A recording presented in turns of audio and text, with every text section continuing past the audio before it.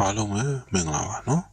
မနေ့ပြန်10လပိုင်းနော်9ရက်နေ့အတွက်နော်10လပိုင်း9ရက်နေ့အင်္ဂါနေ့အတွက်နော်ခဏနေကိုပြောပြပေးသွားမှာပဲဖြစ်ပါတယ်နော်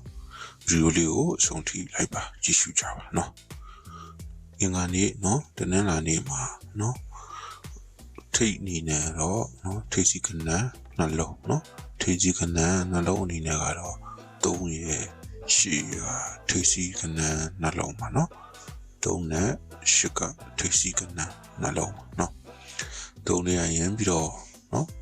ယူပြီးတော့ယူထားတဲ့လေခွက်ပြောမယ်နော်8ထဲရရင်ပြီးတော့လေယူရတဲ့လေခွက်ပြောပြပါမယ်နော်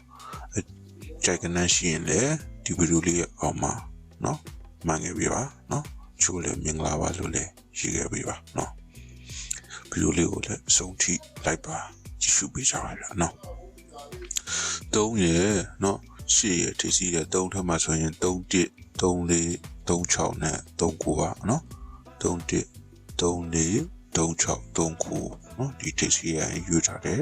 ကနန်းလေးကွပဲဖြစ်ပါတယ်8ထပ်မှာဆိုရင်8 1ရဲ့8 4ရဲ့8 6ရဲ့8 9ရဲ့ပါနော်ဒါတော့8ထိစီးတဲ့ကနန်းမှာအကုန်လုံး cancel လို့ရကြပါစေနော်အကြိုက်တူမှာပဲလိုက်ပါဗျာနော်အကြိုက်တူမှာလိုက်ပါနော်channel လေးကိုလည်းနော် like and subscribe နေထားကြပါနော်မနေ့အတင်းခုနေထားပါအနိကကနန်းနေတင်တဲ့အခါဒါမှသိရမှာပါနော်ချို့နိကကနန်းနေပေါက်ချင်တဲ့တင်နေဆိုရင်နော်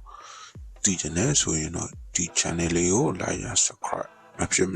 နေထားပေးပါနော်အဲ့တော့ကြတော့ဒီပြန်ပြောမယ်ဆိုရင်3ရဲ့8ရဲ့အထိပ်3 1ရဲ့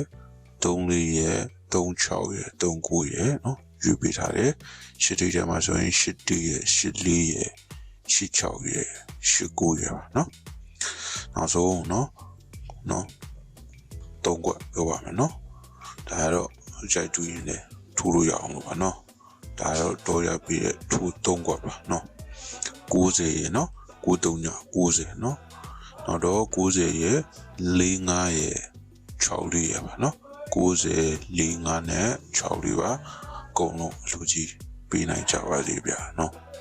90 4 5 6 4ပါနော်